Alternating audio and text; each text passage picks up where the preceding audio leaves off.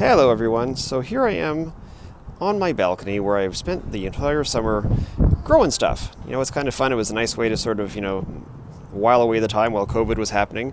So what I want to do today, that at least I'm going to try to do, is I'm going to show you some stuff that I grew, and then what I hope to do is I'm going to take some of it into my kitchen and show you how to preserve some of it. I mean, one of the nice things about living in a country that was, at one point was sort of colonized by people that didn't have a lot is that they learned how to do with very little. So, and they passed that knowledge down to us. So, lots of neat stuff here. So if I start off here, these are actually pea shoots.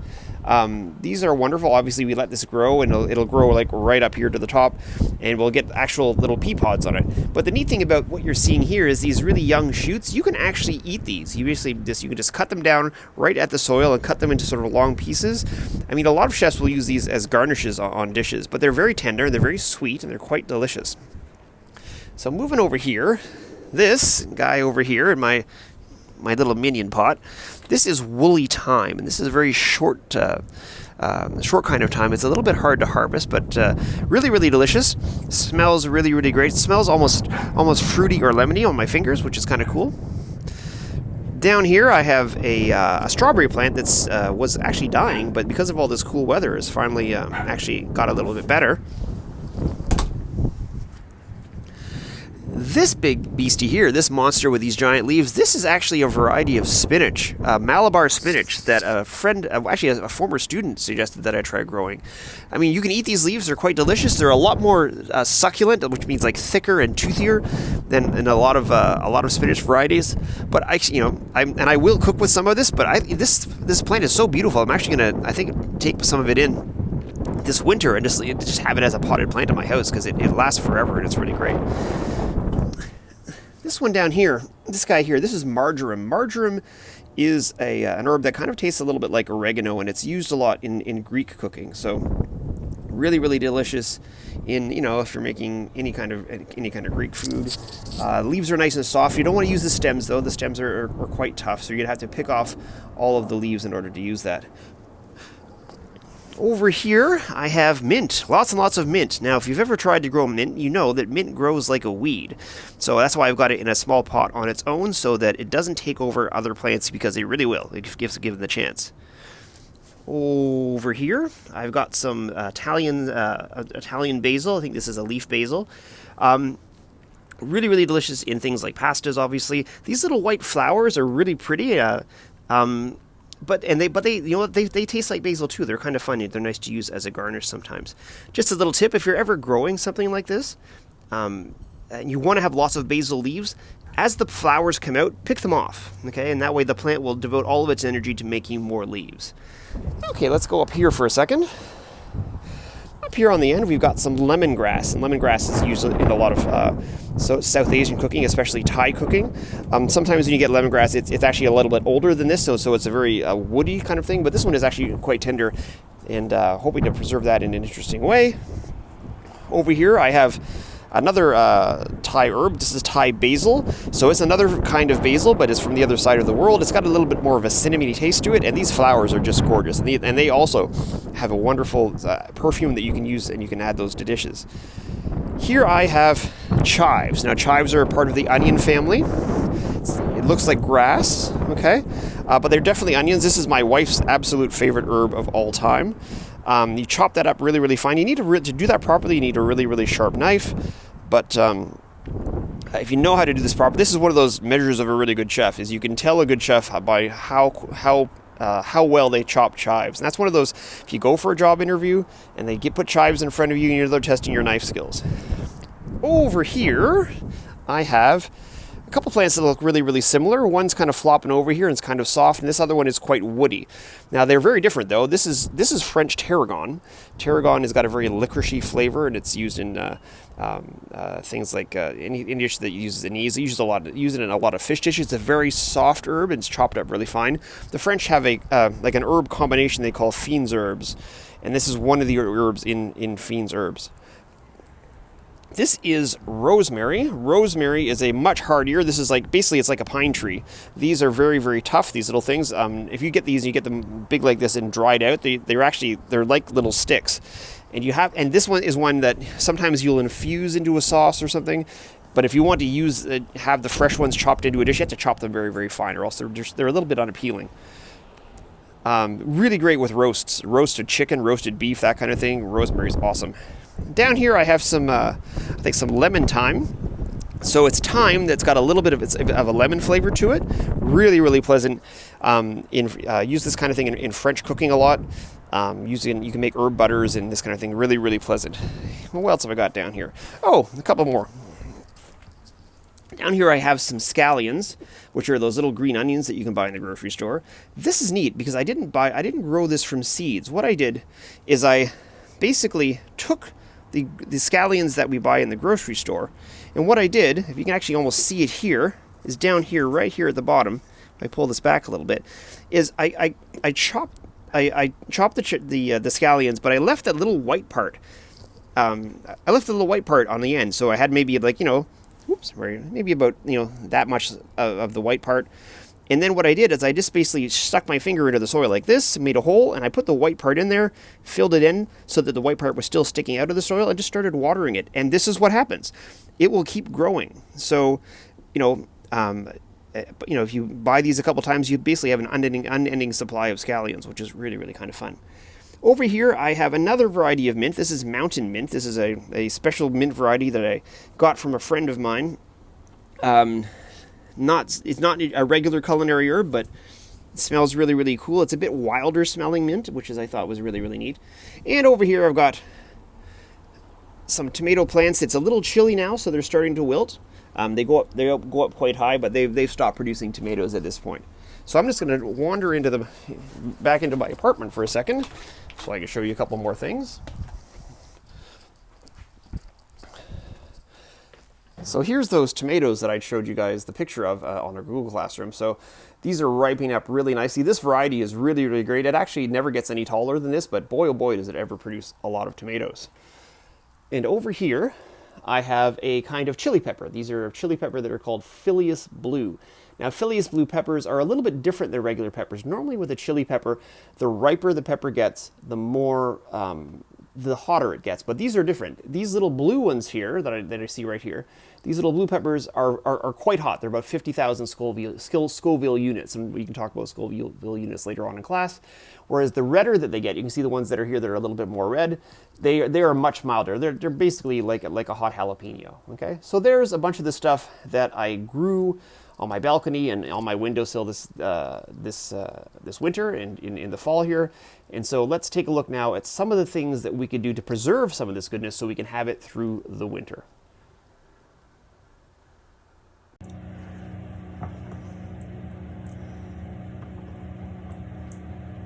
Okay, so the first thing I wanted to talk about preserving today is these tiny little tomatoes that I had growing in my tomato plant. I mean, these are great. Obviously, we can eat these nice and fresh. They are so sweet and juicy. They've been sitting in the sun all summer long, and I really can't wait to do something with them.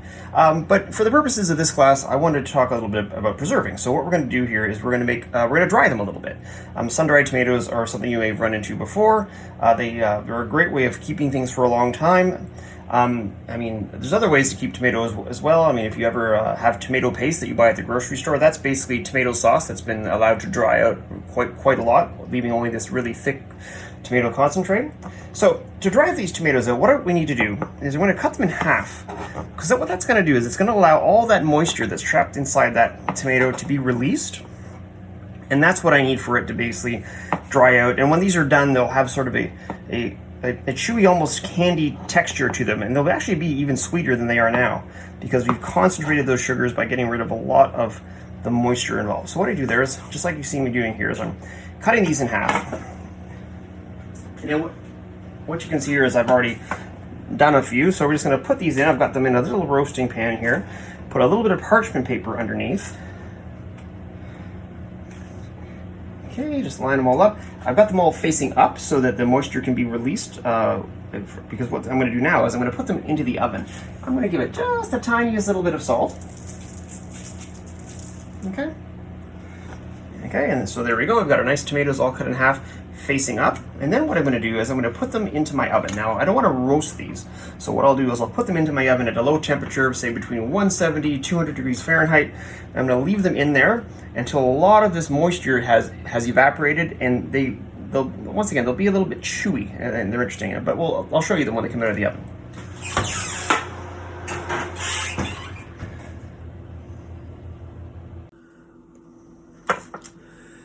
Okay, so here's the tomatoes after they come out of the oven. You can see that they've dried up quite a bit.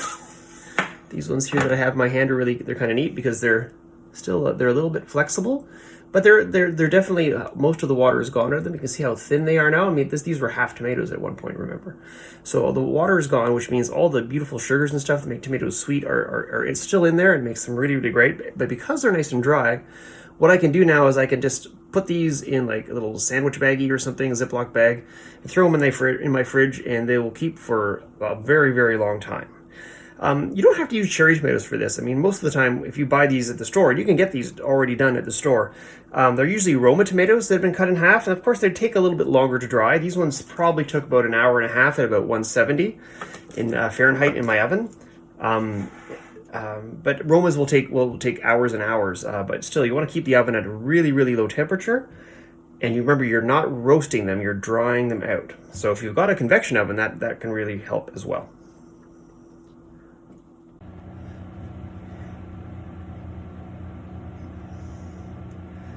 Okay, so the next thing I want to do here is I want to do a compound butter. And a compound butter is a flavored butter that we can use to store the flavor of our herbs. So today I want to make this chive butter. Now, chives are my wife's absolute favorite herb in the whole wide world. They're a member of the onion family.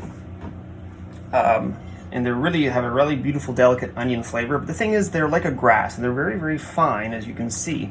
Very, very small. And what that means is that when this cold weather starts to hit, is they start to turn brown really quickly. So once I noticed that the evenings are starting to get down to the 10 degree and below mark, I decided it was time to preserve some of this stuff. So now, here's the thing about chives.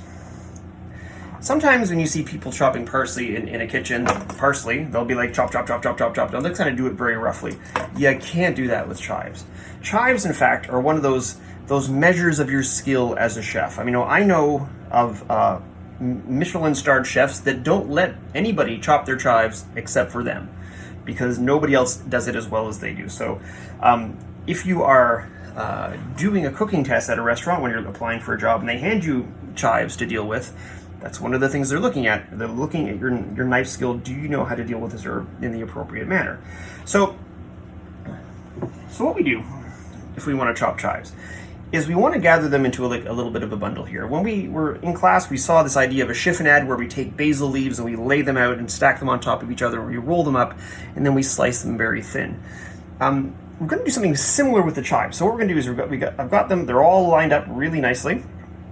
What I'm going to do here is I'm going to gather them together in a tight little bundle here like this.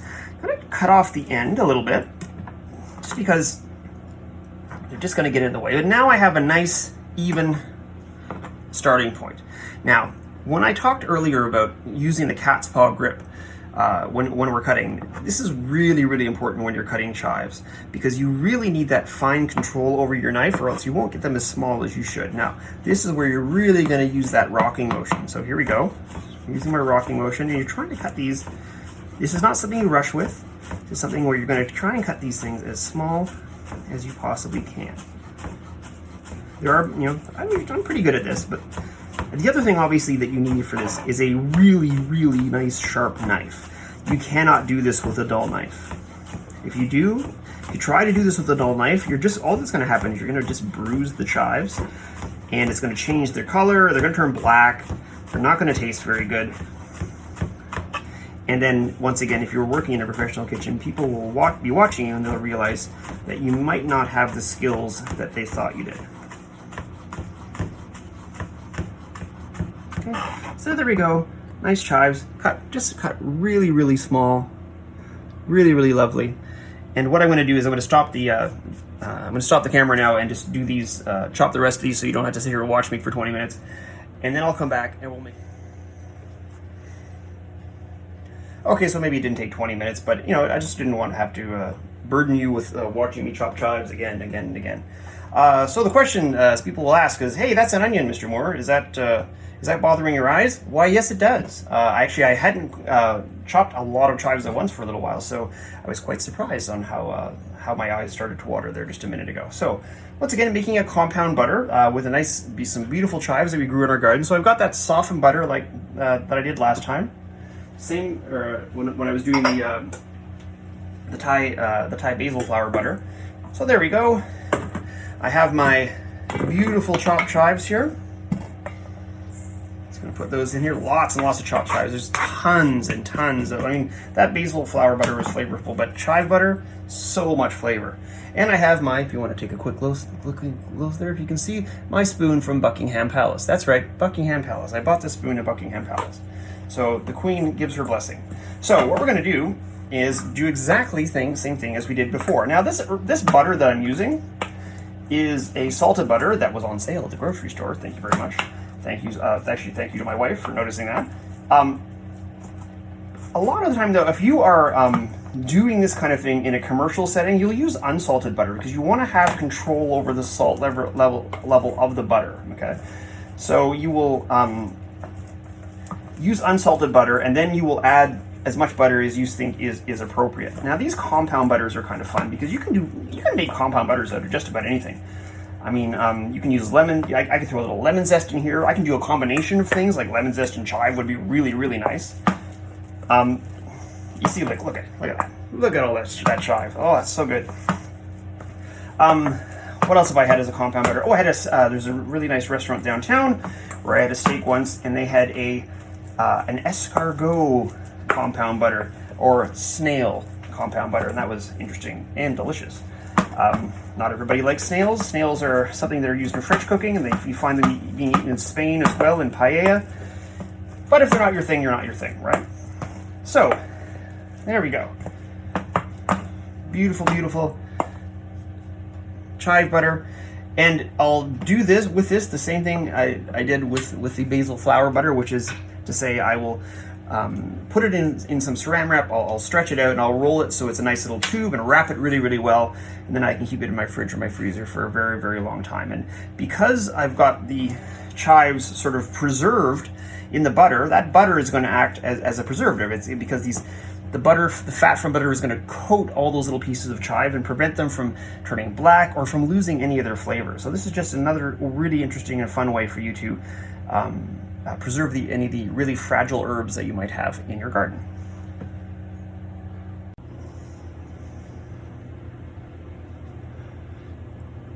So another thing that I wanted to preserve that I grew this summer is these little peppers that I grew. Now remember, these are the ones that are when they're not quite ripe, they're a little bit of a blue color, but then for these particular peppers, as they ripen up, they get quite red and orange and red, and they actually get a little bit less hot.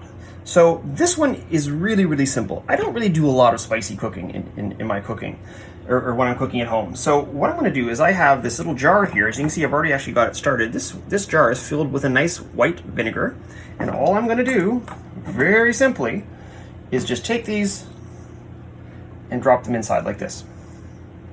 Okay. So what I'm doing here is I'm making pickled peppers. You know, the kind that Peter Piper picked a peck of. I'm going to drop these in. And then as these sit in here, what will happen is they'll actually soften up a little bit. And when I want to cook something that's got a little bit of spice to it, I can pull a couple out. And it'll be so soft that I can actually just kind of squish them with my knife a little bit and then add them to whatever dish that I'm preparing. And in the end, what I'll have too, is I'll have a nice jar of spicy vinegar that I can use in dressings, or I can use to season dishes. And yeah, just another little thing for my repertoire.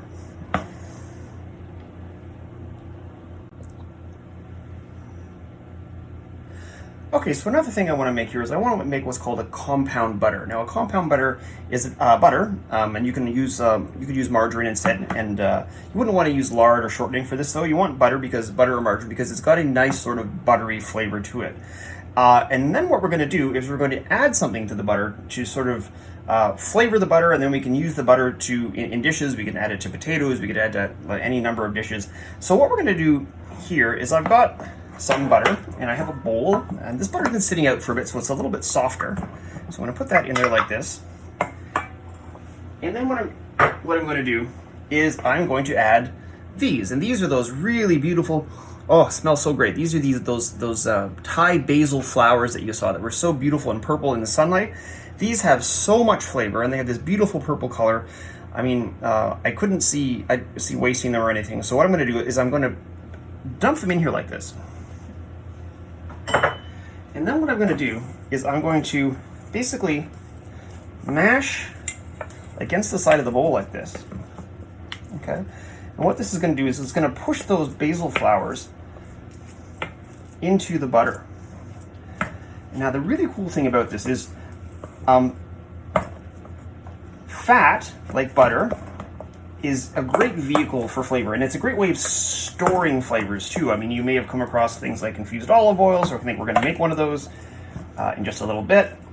But if I do this like this, and I give it a really good mix, nice and even, okay, and then I let it sit in my fridge for a little bit, what I get is this beautiful basil flavored butter. And what makes this different than using, say, leaves to make this basil butter is I also have that beautiful purple color in there. It's very attractive. So, you know, if I want to do something really neat, you know, maybe I've got a steak on the grill and I've got it grilled up and it's really nice, just how I like it.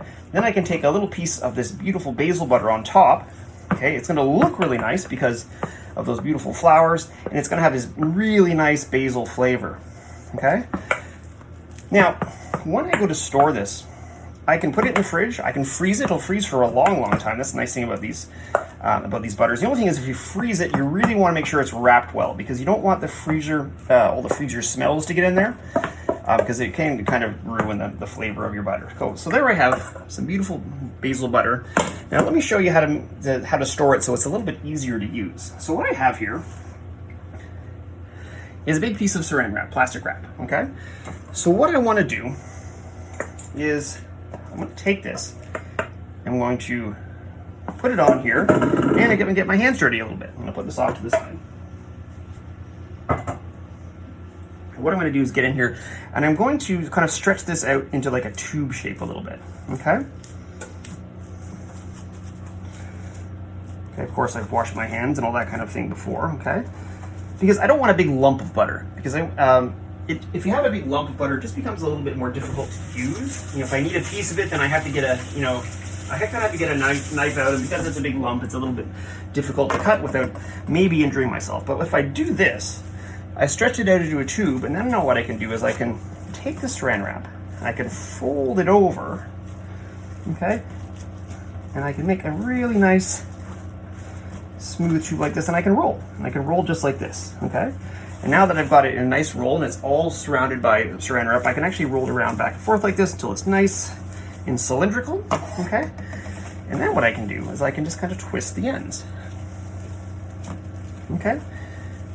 And there that is, ready to go. Now I can store it just like this, but if I want to make sure that, just to, you know, be super sure that I'm not going to get any freezer smells in there, I might actually wrap that with another layer of saran wrap, and then put it in my fridge or my freezer. Now, the great thing about this is when I go to use this now, if I need some, I can just really easily just cut off a small piece and then wrap it up and just put a little piece of saran wrap on the end and put it back in my fridge or freezer. And once again, in the freezer, this will keep for months. Okay, this is a great way to keep an herb, because the butter acts as a shield so that the oxygen can't get to the herb and sort of ruin the flavors and change the colors and all that kind of thing. So that is a Thai basil flower butter. Fancy dancy.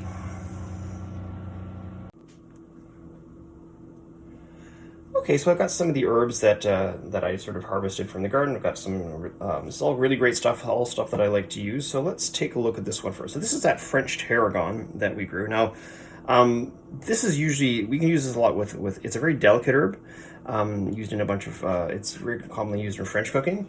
What I'm going to do with this is I'm actually going to preserve it in some white wine vinegar here. So what I'm going to do is just got a little chopstick stuck here. I'll take the little plastic bit out of there, and I'm going to have to dump some out, because if I don't, my vinegar will overflow. So what I'll do now is I'm just going to take these little stems of tarragon and I'm going to tuck them all, just going to jam them all into the bottle. It's that simple. So you're preserving the herb, but you won't actually use the herb though. What you're going to do is get a really nice, strongly flavored white wine vinegar. And this is really great if you're making sauces for things like fish. I mean, you get some really, really nice flavors here. And it'll only take a couple of weeks for those flavors to really infuse into that vinegar. I mean, the nice thing about this is if you wanted to, beforehand, you could take the label off the bottle, then you've got something that's actually really pretty to sit in your kitchen and mix it. It's very attractive. Yeah, just one of those wonderful things that you can use. So I'll top that one over there, pop the lid on it. Very similarly, I've got some red wine vinegar here, and what I'm going to use that one for is for some of this rosemary. Now, the rosemary is an interesting herb, right? Because it's basically an evergreen tree. So these little sticks that are on here, these are the leaves, but they're very, very chewy. So I can dry these and use them for roasts. I can take whole pieces like this and put it inside a chicken before I roast it, for instance. I would often if we're doing a large roast of beef or something like that, what you can do is you can actually cut them into tiny little pieces like this, and then you can take a small knife and make a little cut into the roast and kind of insert this. I mean, you do that with 20 or 30 of these little pieces, and you get a really nice rosemary flavored roast. But with this one today, what I'm going to do is I'm going to take some red wine vinegar, which is vinegar that's been made with red wine, and I'm going to make another infusion, and that's what we're doing here, is making infusions with the rosemary. So that, once again, is, if I was making a sauce for chicken, a nice buttery sauce, and it needed a little bit of acidity, I could use this vinegar to give it that acidity. It'd be really, really, really pleasant. So I'm going to tuck that in there, put as much in there as I think I can fit in there. Yeah, I think we can get it all in there. I think that'll be really nice. Pop that in there, and I've got it. Basically, what I have here is a chopstick, and I'm just going to cram that down in there as much as possible, and make sure that it's right deep down inside that red wine vinegar. So there we go. 2 beautiful flavored vinegars that I can use to do very interesting things. So if you let those sit for a little while at room temperature, a couple of weeks, and then open it up, you'll start to smell those wonderful herb flavors. Another one I've got here is I've got some extra virgin olive oil. So olive oil is great. Whenever you use fat in cooking, fat acts as kind of a vehicle for flavor. So what I'm going to do with these is I have here some lemongrass. Now, if you've ever bought lemongrass at the grocery store, you're going to see something quite different than this. This is very young lemongrass. Normally when you buy lemongrass, it comes it's like a very woody stem, and you have to have a very sharp knife, and you have to cut it at a certain angle. If you grow your own, though, what you get is you get these really nice, soft, young leaves, and then when you have those, they're much, much easier to use. You can chop them. You don't have to worry about little pieces of rosemary getting into, of lemongrass getting into things. But even here, if I pull one of these out, I can see that there's this beautiful grassy end here, but this stuff here down at the end is actually quite tough, okay? So what I'm going to do here is I've got it all kind of facing the same direction. I've got all the stems down on one end here. So what I'm going to do actually, I'm going to snip these stems off, okay? And these tough stem bits, I'm going to dump these into my olive oil. It won't take much, and you get a beautiful lemony flavored olive oil that you can use in salad dressings. Any place you would normally use olive oil to cook, you can use some olive oil, but you'll be really, really great. And the other thing that you could do with those little stemmy bits, if they're a little bit woodier, is they actually freeze really, really well. So if you have if you've grown some and you've let it grow in all summer, and you've got some stem bits that are actually a little bit bigger and tougher, if you cut them off and just put them in a freezer bag, they'll actually keep for a couple of months. And then you could just take out what you need and take a piece at a time, cut it into your soups or your curries or whatever you're wanting to make. Now I've got these other these other beautiful leaves. Now I have out on my balcony, I still have honestly some of this left. So what I'm going to do is, I will just go ahead and cut this into appropriate shapes, or appropriate lengths, I should say. And we're going to pop that in there too. So I have a really, really nice, beautifully flavored olive oil. I think that's going to be really, really tasty. Okay. So what I'll do now is just pop down my little lid back on there, and now I've got something that in a couple of weeks is going to have some really, really interesting flavor. So there's a couple ways that you can preserve herbs in vinegars or in oils, but you know what? The tried and true classic way, and I'm sure you know about this already, but I'll mention it anyways, is to dry them. I mean, here I have this beautiful bunch of marjoram, and I've got lots of it. It grows really easily. It's full of flavor. It's got a very similar flavor to oregano. So, and oregano is something you would use in Italian cooking. Marjoram is usually used in Greek cooking. It's because this flavor is just a little bit different. But I want to dry this out. So what do I do? So you know what? I've cut the plant off and close to the base. Now what I'm going to do is just going to tie that up with a piece of kitchen twine. Tie it nice and tight. A nice knot. And then what I can do is I can just hang it somewhere in my kitchen out of the way, above me somewhere, and what will happen is this will dry out really nicely. Once it's dry, it's kind of fun because you can put it into a plastic bag, and when you need some marjoram, all you have to do is kind of rub the bag a little bit, and all the dried leaves will kind of break into little pieces, and then you can just dump out what you need and use it in your cooking. But you know, while it's drying, or even while you're just preserving it, if you have something like this hanging in your kitchen, it's actually really, really pretty.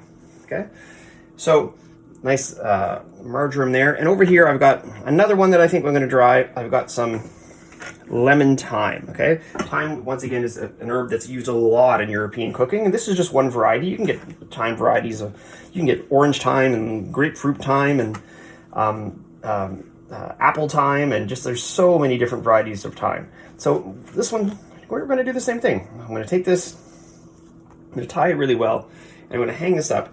We're going to let this dry, and I'm going to have this, you know, and once it'll only take a couple of weeks to dry, and then when I have it, I can tuck it away into the fridge once again in a baggie. And if I need some, I just basically squish it a little bit, rub the bag, then I open up the bag and dump out the little leaves that fall off. I mean, you can already see some of the drier leaves are falling off here on my cutting board. Okay, so there you go. There's some interesting ways to basically pickle and preserve in oil and to dry some herbs that you might grow in your garden.